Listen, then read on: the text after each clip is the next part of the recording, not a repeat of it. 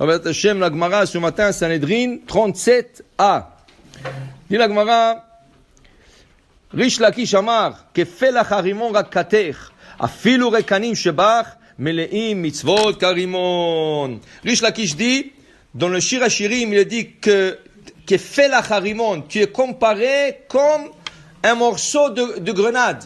De ça, la grenade. Mazé Kefelach harimon, il dit, afilu rimon, c'est rekanin. Afilu les gens qui n'ont pas Torah, n'ont pas de mitzvot, ils sont pleins de mitzvot. Il n'y a pas un juif qui ne fait pas de mitzvah. Il donne la tzedaka, il fait faveur à quelqu'un, hesed. Chaque juif, oui, peut-être il n'est pas à un niveau où ce qu'il faut être, mais il fait toujours de mitzvot. Pourquoi Rish Lakish le dit? Pourquoi Rish Lakish le dit? Rish Lakish le dit parce que lui, il était brigand. Rish Lakish était un brigand. Il avait tout un groupe avec lui. Un jour, il est passé à côté d'un fleuve et il voit une belle femme en train de se baigner dans le fleuve. Okay? Qu'est-ce qu'il a fait? Tout de suite, il a sauté dans l'eau, il veut attraper la femme. Il dit, oh, me touche pas, monsieur. Qu'est-ce que tu es en train de faire? C'était un homme. Mais il était beau comme une femme. Qui c'était? Rabbi Yochanan. Maintenant, Rabbi Yochanan, il a vu qu'il a du potentiel, celui-là. Il lui a dit, écoute, tu veux une belle femme?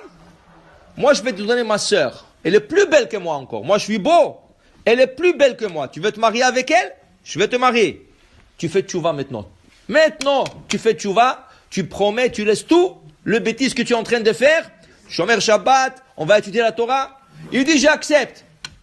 J'accepte. Il a accepté. Maintenant, il a oublié son épée de l'autre côté de la rivière parce qu'il pensait que c'était une femme. Il n'avait pas besoin. La Gemara dit, il voulait retourner de l'autre côté, il ne pouvait plus. Pourquoi? Quand quelqu'un fait tchouva, ça l'affaiblit. Teshuva, tash ou bas. Tash, c'est halash. Il s'affaiblit et il te dit la Torah. Là, Rabbi Yochanan a compris qu'il a vraiment fait tchouva. Et il lui a donné sa sœur. Sans blague. Il lui a donné sa sœur, il s'est marié avec sa sœur, et chaque jour, ils étudiaient ensemble.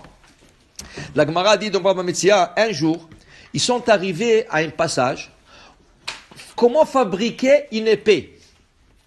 Maintenant, l'épée, elle est faite en métal. Qu'est-ce qui arrive si de l'impureté touche le métal? Le métal, c'est le pire. C'est le premier qui reçoit de l'impureté. Il devient impur. Tamé. Donc, alors maintenant, ils discutent Rabbi Yochanan et Rish Lakish. Le forgeron, il a fabriqué une épée. Maintenant, elle est molle. Elle vient d'être fabriquée dans le feu. Comment on endurcit le métal? On le met dans de l'eau froide. Et là, ça ferme le pore et ça devient... Qu'est-ce qui arrive si la Toum'a, elle a touché l'épée quand c'est mou? C'est encore mou. Rabbi Yochanan, il dit, tamé, c'est impur. Rish Lakish, il dit, c'est tahor, c'est pur. Il commençait à discuter. Rabbi Yochanan lui a dit, c'est un beau-frère. Il lui a dit une blague.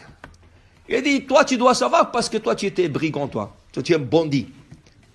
L'autre, il a pris ça au sérieux. Rish Lakish, et tu m'appelles un bandit? Il a dit, écoute, même quand j'étais bandit, j'étais chef. J'étais le chef de bandit. Maintenant, je suis aussi chef, parce qu'il était vraiment un grand sadique. Il a dit, toi, qu'est-ce que tu m'as donné? Tu m'as rien donné, tu m'as rien servi. Tu m'as rien servi dans la vie. Il lui a dit ça, Rabbi Yochanan l'a pris au sérieux. Il a dit, quoi? Moi, je t'ai rien fait. C'est moi qui t'ai rendu Betchouva. C'est moi qui t'ai enseigné la Torah. Moi, je t'ai rien fait. Il est parti dévesté à la maison. La Gemara dit, Minash Shamaim, ils ont vu que Rabbi Yochanan, il a de la peine. Rish Lakish, ce soir-là, est tombé malade. Le lendemain, il est mort. Parce qu'il a fait de la peine à Rabbi Yochanan. Okay? Rabbi Yochanan, il est venu, il dit, oui, Rish Lakish. Il dit, il est mort. Il est mort?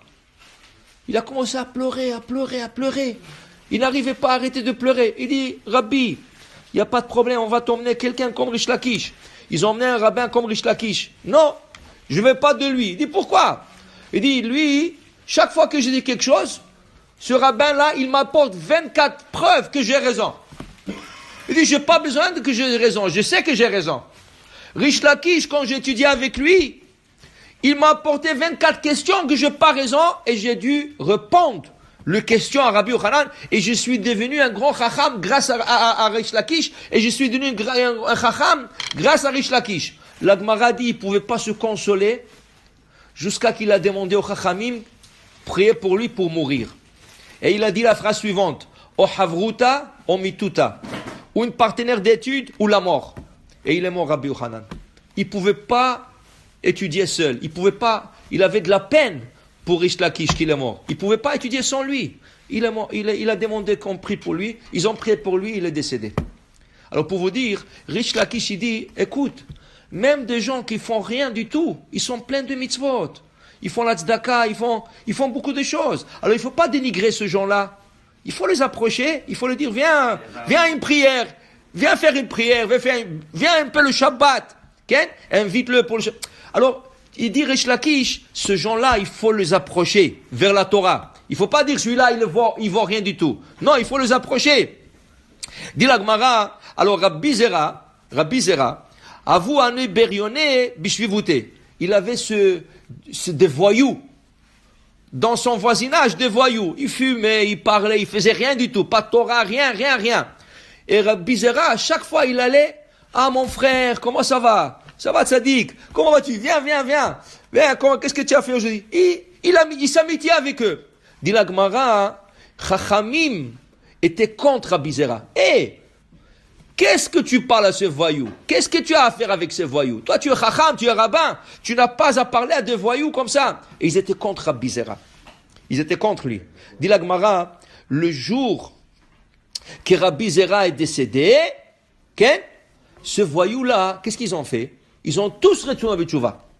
Pourquoi? Ils ont dit la Gemara, ils ont dit, quand Rabbi Zera était là, il priait pour nous.